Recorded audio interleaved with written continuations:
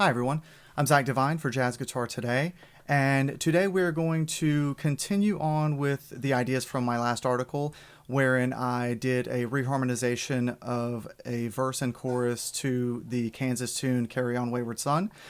So the last article focused entirely on harmony, and this article I'm going to focus completely on melody. So what I have done is I've created two etudes that will outline some melodic ideas and improvisation ideas that you can use to help you navigate the changes that I created in the reharmonization. So the first etude that we're going to talk about is the simpler of the two, and it is constant eighth notes, with the exception of stopping at the end of the revolution of the first half of the verse, etc. So the reason I did that is because I learned a long time ago that if you create a constant eighth note line, it will really help you navigate changes without feeling like you have to jump to roots when you see chords that are non-functional and don't have any readily noticeable relationship with each other. So it takes rhythm out of the equation and helps you just focus on the melody and the notes that you're playing, whether they're arpeggios or chord scales, etc. So we're just going to jump right into it. So the first measure we see in A minor 7, and I just use an A minor 7 arpeggio. Okay, simple enough. It's just using this shape. And then we move to a G minor 9, and I'm just using pretty much the exact same arpeggio, just for a G minor 7 arpeggio, and it's just obviously being arranged in a slightly different way. So, and then I move to the third measure is an E flat 7 sharp 11.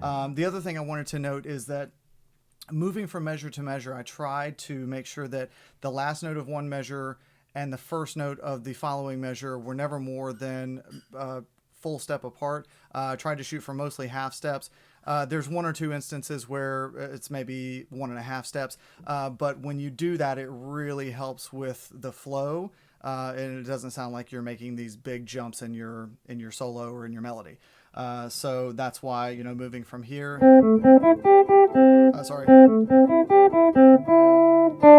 that's just a full step down. And then from the B flat to the A for the measure of E flat 7 sharp 11. So now we have, we're going to be using Lydian dominant here. So E flat Lydian dominant would be,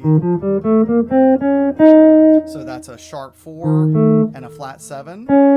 And that is mode 4 of melodic minor. Again, Lydian dominant is characterized by Lydian, which is a sharp 4, and dominant sound, which is a flat 7. And the melody line that I have there. And then that walks us to the measure 4, which is a D9. And from there, I'm actually using a scale called Mixed Lydian flat 6. It's mode 5 of melodic minor. Sometimes you'll hear it called melodic major, whereas melodic minor is a flat 3 and a natural 6 and 7. Mixed Lydian flat 6 is a natural 3 with a flat 6 and 7. So it has a really, really interesting sound. Again, I've seen it called melodic major because it's like the flip of melodic minor. And from there, I'm starting on the 5th of the D9. And that's the climb up there, so very scalar in nature. That walks us to the D minor 7, and which we start on the B flat, and it's really just kind of a D minor triad arpeggio, and the overall sound is Aeolian. And then that takes us to measure 9, which we see one beat of A minor 7, and then we have the A flat 7 sharp 11. So for that, we have the A minor 7. I'm just playing 5th and 3rd, so E and C. And then we're going back again to Lydian dominant, which we're going to play just a scalar walk down. Okay, so that measure will be, and then that's going to take us to the B flat 6 sharp 11. And again, we're just using Lydian there. So fourth mode of the major scale, it's a sharp 4. We're starting from that sharp 4, so we have B flat here. We're starting on the E, which gives us a really kind of unstable sound that helps us to, I think it really makes it sound really, really resolved in the next measure. So we have the Lydian walk up, and then that moves to the G. and we go G, F, and that is over that 4-chord, 1 chord per beat harmonic idea at the end of that system, measure 9, 10, 11. And that is the end of the first half of the verse. And so that's why I stop running the constant eighth notes there. Kind of gives the ear a rest, gives the hands a rest, and kind of gives you a moment to regroup before you go right into the second half of the verse. So again, now we are back at measure 9. We are back to the top of the form. So we have the A minor 7. And from here, for the next 2 measures, this is probably measures 9 and 10. This is probably the easiest part of the whole etude, because it really just kind of adopts the mentality of just following the F major key signature. So we've got the A minor 7 and the G minor 9. And so we're just kind of thinking F major throughout all that. So you could get technical and think A Phrygian and G Dorian. So it's going to sound like this. That's over the A minor 7, and then we hit the G minor 9. So it's literally just straight down and straight back up the scale. So that'll sound like this all together. And then we're back to the E flat 7 sharp 11. And for that, I just have descending Lydian dominant scale again. I excluded the 5th because I like the sound of the 3rd movement down. So I thought that sounded really neat. And then that takes us to the D9 again. In this instance, where is it? Measure 9, 10, 11, 12. In measure 12, I'm actually using a D7 flat 9 arpeggio, which is typically a no-no. You're going to create this interval between the natural 9 in the chord and the flat 9 in the arpeggio itself. I do it anyway. The flat 9, that E flat, lasts for literally 1/8 notes, so it goes by quick, and I don't feel like it creates too much of a dissonance, and I really like the sound of the arpeggio there. So that's going to be just straight up the arpeggio. And then that brings us to measure 13, where I'm using mode 2 of a scale called dominant sus. It's a hexatonic scale, so it's a 6-tone scale. And it's really, really similar to suspended pentatonic, except we just add the 6th scale degree in. So the dominant sus scale in key, so we would start it from C, would sound like this. Whereas the suspended pentatonic would be, so we just add that 6th scale degree. And what that causes for mode 2 of dominant sus is we have minor pentatonic would just be 1 flat 3 4 5 flat 7. We now add 1 3 flat 3 4 5 flat 6 flat 7, again making it that 6-tone scale and giving us that flat 6, which creates just a little bit more dynamic sound. So for that measure 13, it's a walk down from that flat 6. Okay. And then that leads us right to, again, the 1 beat of A minor 7, and the rest of that measure is the A flat 7 sharp 11. And for that measure, I've got 3rd to root, so just the C to the A. And then for the other 3 beats for the A flat 7 sharp 11, we're just outlining that chord essentially. Right? So that whole measure. And then we get to the G minor 11 in measure 15, and I'm just thinking Dorian there. And then we hit the E flat major 7, in which case I'm just playing 3rd and 7. Okay, so that's just really just kind of giving you the chord itself. So that's the end of the verse, and then in measure 17 we start the chorus itself. And so again, we're back at an A minor 7. Pretty much the entire chorus is all fairly scalar, or when we see the 2 5s, of which there are 1, 2, 3, we're just kind of outlining the chords in those 2 5s. So we have an A minor 9 arpeggio, and then measure 18, we've got the C minor 7 to F7. And again, we're just outlining those changes. So C minor 7, F7, and then right there is where we come back to the B flat 6 sharp 11. And I'm playing, I'm just, again, thinking Lydian there.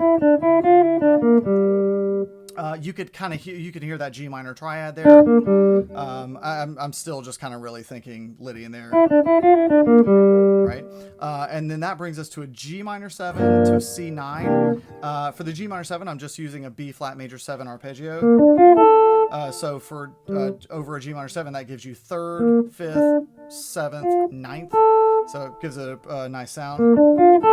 And then for the C9, I'm just outlining a C7 arpeggio. So that's 7, 3rd, root, 7. And then that brings us to the D minor 7 sus. And for that, I actually am using suspended pentatonic. So that's going to be starting from the A, so starting from the 5th. And then we hear another C minor 7 F7, so another 2-5 for B flat, even though we don't resolve to a B flat. And again, just mostly outlining changes there. So, and now we have the A over the F7. So that gets slightly scalar, but mostly just chord tones there, with the exception of the G.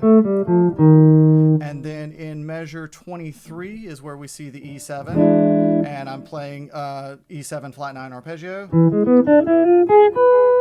And then for the last measure, we see the A minor 7 for the resolution, and I'm just using harmonic minor there, so a little harmonic minor descending line.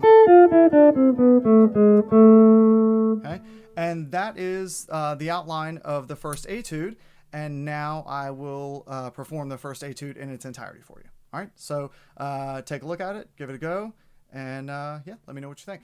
All right, thanks, guys.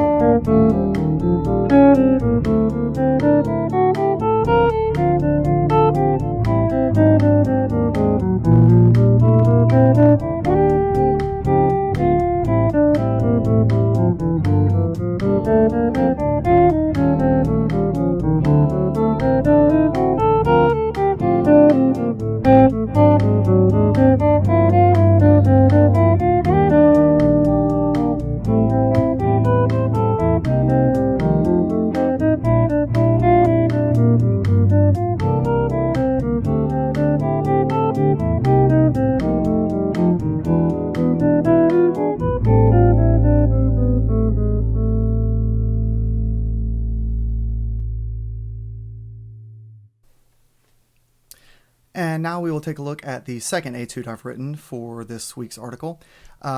This one is going to be definitely the more complex of the two etudes. The first etude was just a stream of constant eighth notes, really just trying to outline the changes.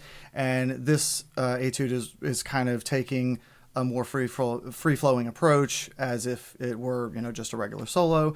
We're trying to cram a lot into it because I've only got one verse and chorus, so I tended to play a little busy, whereas normally you would see a gradual progression through a couple of choruses of a tune, and you'd really build that type of a solo. This kind of, I just basically think of it like I'm dropping into the third chorus of a tune or something like that. So I'll walk you guys through this. The rhythmic variation is probably going to be the thing that I like the most about it in regards to the difference between it and the first etude. But we'll jump right in. So this one I start with a pickup to the A minor 7. So we start with an E7 arpeggio starting from the natural 7. It's over the E7, even though we don't ever play the D natural. So that C natural is the downbeat of the A minor 7 measure. And then we start with a turn, meaning we have a target note, we go above the target note, to the target note, below the target note, and back. So we have the B here, we go to the C, back to the B, down to the A, back to the B. And then from there we continue the line. So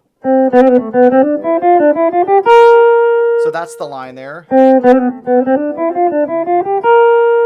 And then once we land on that B flat, that is actually the and of 4 in the A minor 7 measure, even though that is the minor third of the G minor 9 in the following measure. So we're creating an anticipation with that B flat.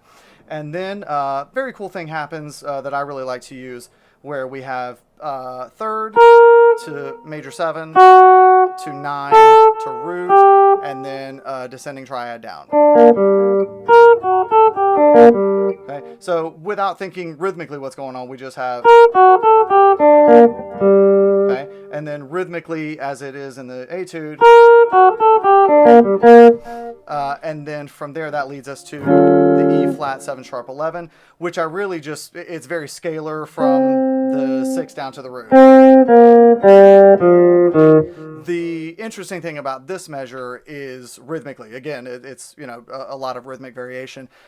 So because I also anticipate the C, that is technically the first note of the E flat 7 sharp 11 measure, that also happens on the and of 4 in the measure of G minor 9, and so I just play straight quarter beats from there. So that ends up getting every single quarter beat on the upbeat instead. So we have 1, 2, 3, 4.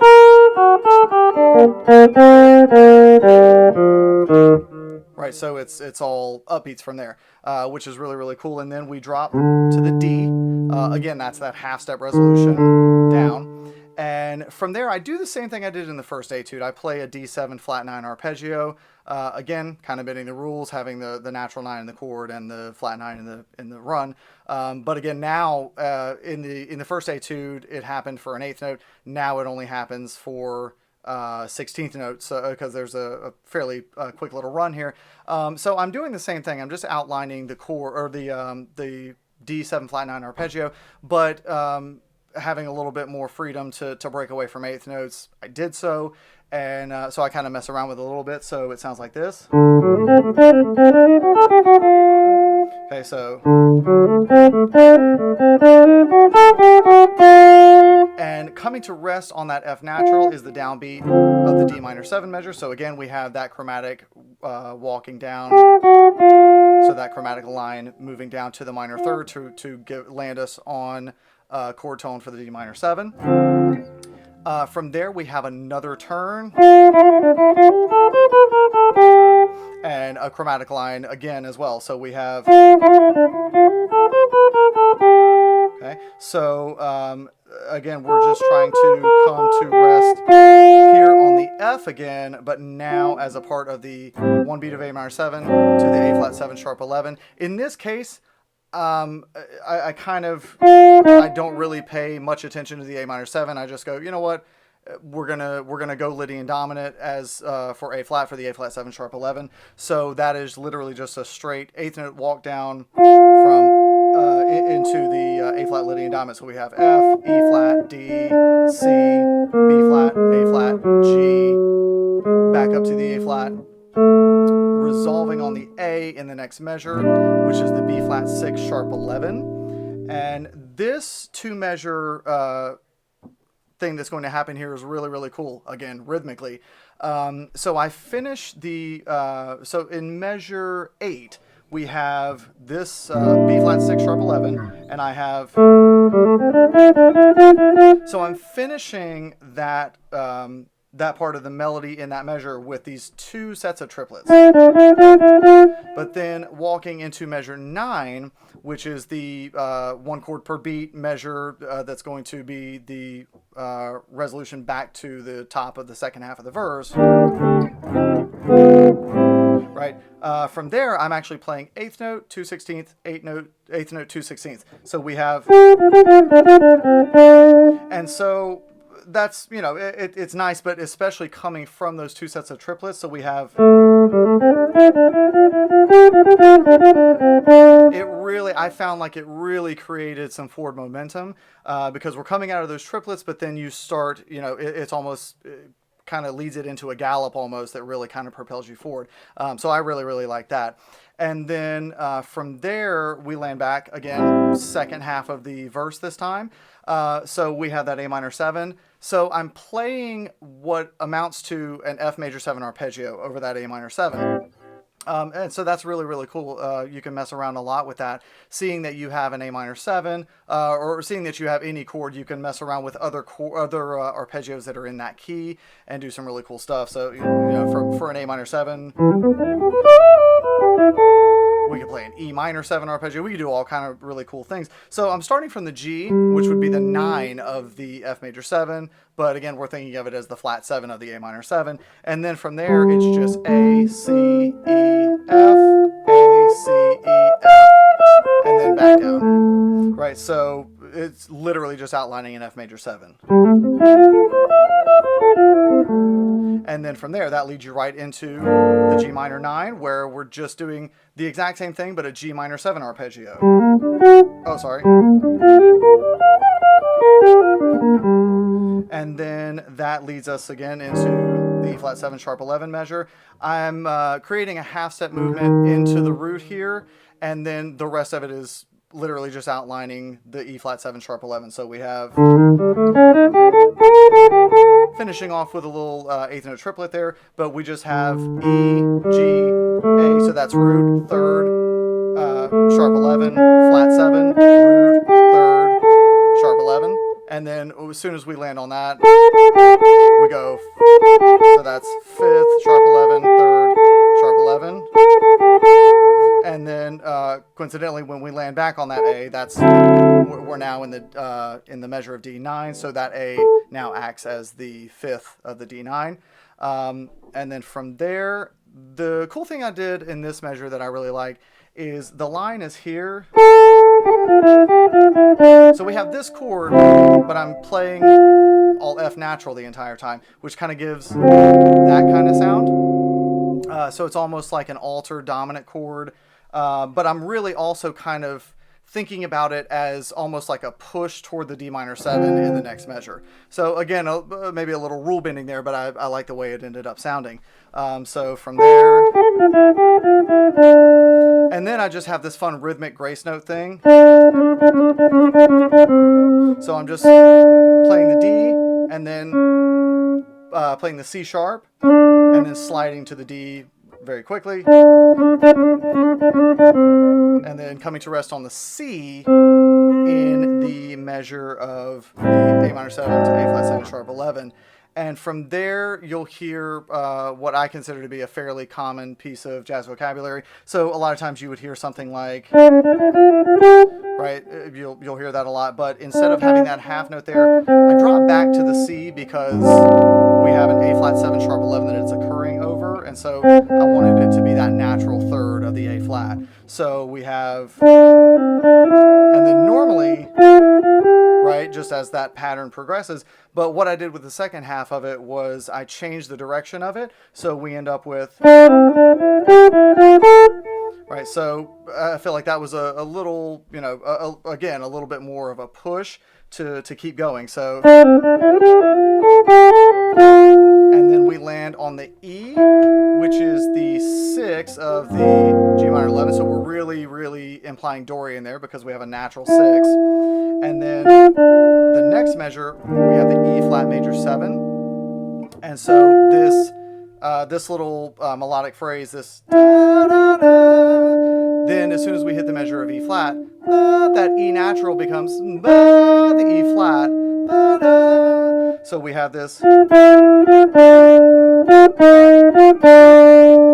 and then we are now officially at the chorus and a chromatic walk to the E natural, which is landing on the A minor 7, so that's the fifth.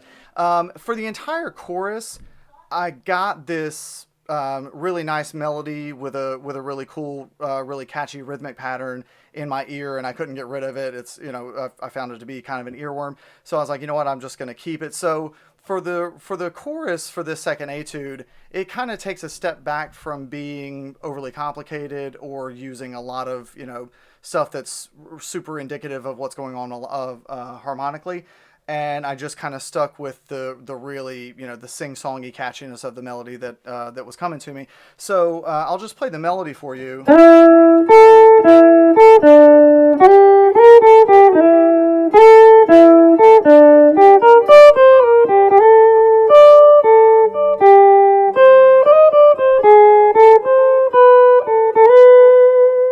So again, we can analyze that and kind of do the same thing, and you'll see when we land on that D natural, it's over, it's all very diatonic to B flat because we have the 2-5 of B flat happening.